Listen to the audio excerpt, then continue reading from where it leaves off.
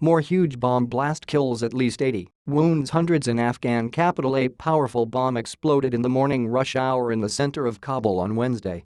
At least 80 people were killed and more than 300 were wounded. The bomb exploded close to the fortified entrance to the German embassy. A powerful bomb exploded in the morning rush hour in the center of Kabul on Wednesday, killing at least 80 people, wounding hundreds and sending clouds of black smoke into the sky above the presidential palace and foreign embassies. The bomb, one of the deadliest in Kabul and coming at the start of the holy month of Ramadan, exploded close to the fortified entrance to the German embassy, killing a security guard and wounding some staff, German Foreign Minister Sigmar Gabriel said on Twitter. Basar Mujahid, a spokesman for Kabul police, said it was a car bomb near the German embassy. But there are several other important compounds and offices near there too, he told Reuters.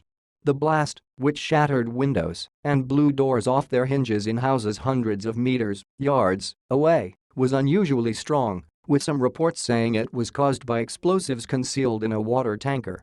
A statement from the NATO-led Resolute Support (RS) mission in Kabul said Afghan security forces had prevented the vehicle from entering the heavily protected green zone that houses many foreign embassies as well as RS headquarters, suggesting it may not have reached its intended target. A public health official said at least 80 people had been killed and more than 350 wounded. The victims appear mainly to have been Afghan civilians. As well as the German embassy, the French and Chinese embassies were among those damaged, the two countries said, adding there were no immediate signs of injuries among their diplomats. Video shot at the scene showed burning debris, crumbled walls in buildings and destroyed cars, many with dead or injured people inside. At the Wazir Akbar Khan hospital a few blocks away, there were scenes of chaos as ambulances brought in wounded and frantic relatives scanned casualty lists and questioned hospital staff for news. It felt like an earthquake, said 21-year-old Mohammed Hassan, describing the moment the blast struck the bank where he was working. His head wound had been bandaged, but blood still soaked his white dress shirt. Another lightly wounded victim, Nabid Ahmed, 27, said there was widespread destruction and confusion. I could think clearly, there was a mess everywhere he said.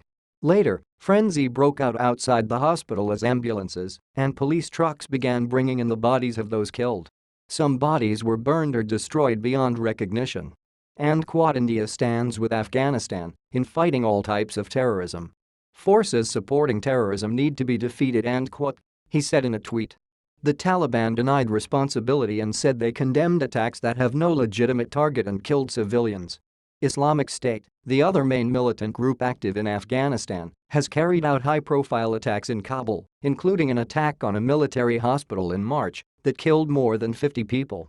However, the attack provided another clear demonstration that Ramadan, which began at the weekend, would provide little respite from the violence across Afghanistan.